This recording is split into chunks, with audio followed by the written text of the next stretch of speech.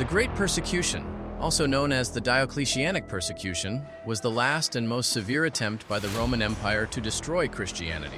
In 303 AD, Emperor Diocletian and his fellow rulers issued a series of edicts that stripped Christians of their legal rights. Churches were destroyed, copies of the scriptures were burned, Christians were removed from public office, and many were imprisoned for refusing to worship the Roman gods. Soon, every citizen of the empire except the Jews who were exempt was ordered to offer sacrifices to the Roman gods.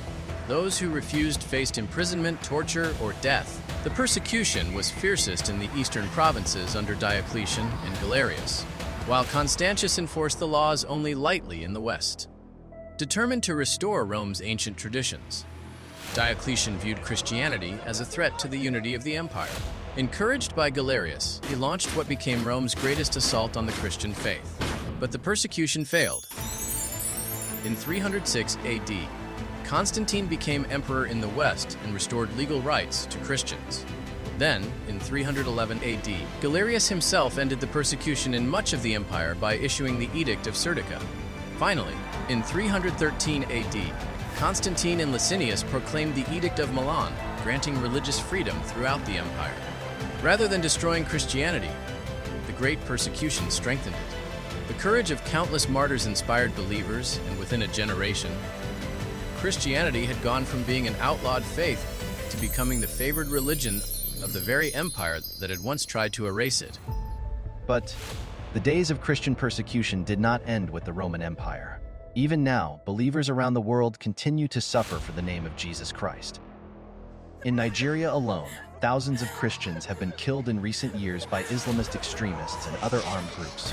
Churches have been burned, villages destroyed, and countless families have been driven from their homes simply because they followed Christ. The Bible warned this would happen. Jesus said, "If they persecuted me, they will also persecute you."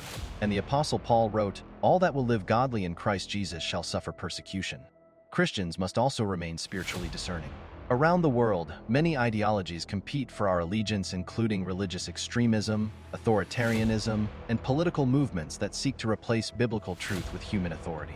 Followers of Christ are called to test every teaching against the Word of God and to stand firm in the faith, regardless of the pressure to compromise. History reminds us that freedom can never be taken for granted. The Church has survived emperors, dictators, and persecutors because its foundation is not found in government, but in Jesus Christ. Evil changes its face, but God's word never changes. The Bible warns of a coming global system that will demand worship and allegiance. But Jesus Christ has already won. Be faithful unto death, and I will give you a crown of life. Keep the faith. The King is coming.